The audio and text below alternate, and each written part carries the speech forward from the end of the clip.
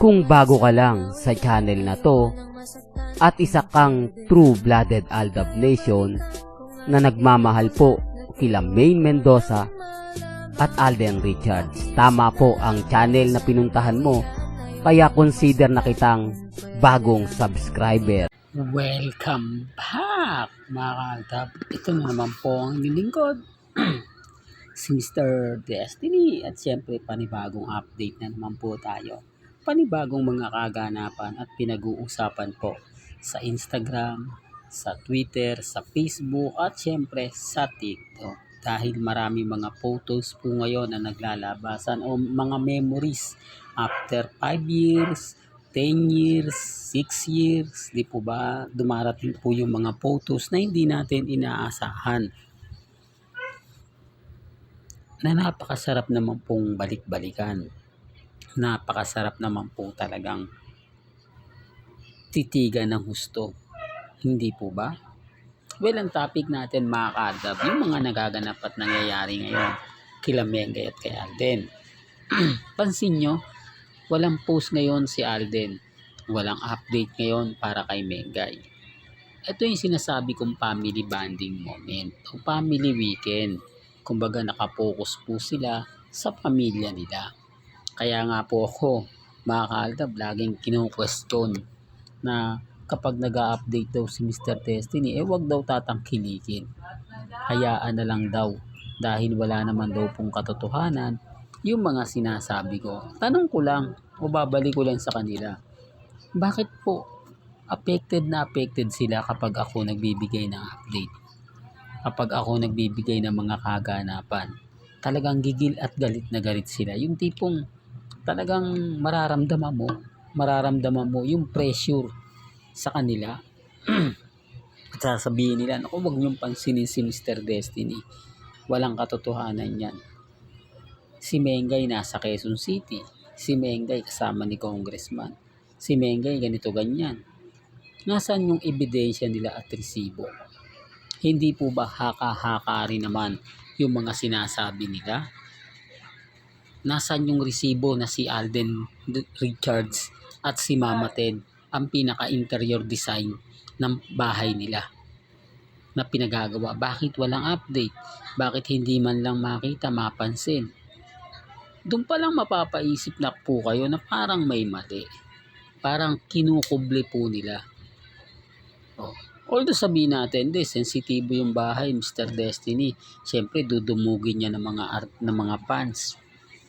Pag exclusive subdivision po, na doon po nakatira, hindi ka rin po makakapasok Kasi may mga gwardiya. Ang ibig sabihin o pinupunto, hindi mo naman pwedeng sabihin na ganito ganyan ang bahay niya. Halimbawa, pag sinabi mong nasa Laguna, napakalawak ng Laguna.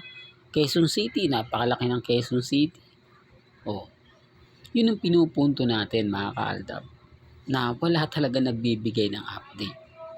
Tapos ngayong taon, pinupush po ng mga army na dapat daw po ay mabuntis na si Maine Fulkerson para matapos na ang sigalot sa pagitan po ng Aldab at ng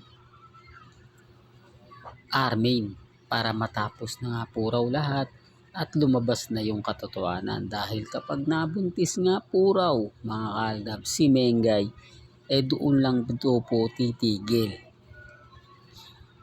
ang Aldab Nation dahil wala na silang magagawa kundi tanggapin ang katotohanan.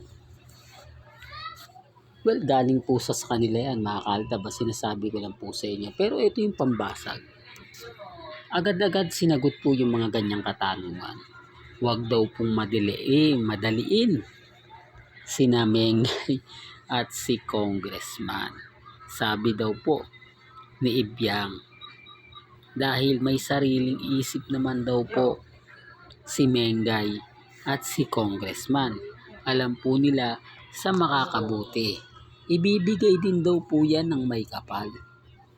Natatawa lang po ako mga ka-Aldab sa mga ganyang komento o mga sagot. Bakit iaasa mo sa may kapal? Hindi po ba? Kaya nga sabi nila, mga kaaldab na bakit nag-asawa o bakit nagpakasal kuno? Ito base lang po ito mga kaaldab sa mga komento. Alam naman po natin na hindi naman talaga legit yung kasal. Sinasabi ko lang po para maintindihan din po lalo na po ng mga baguhan, mga Alden fanatics para lang po malinaw.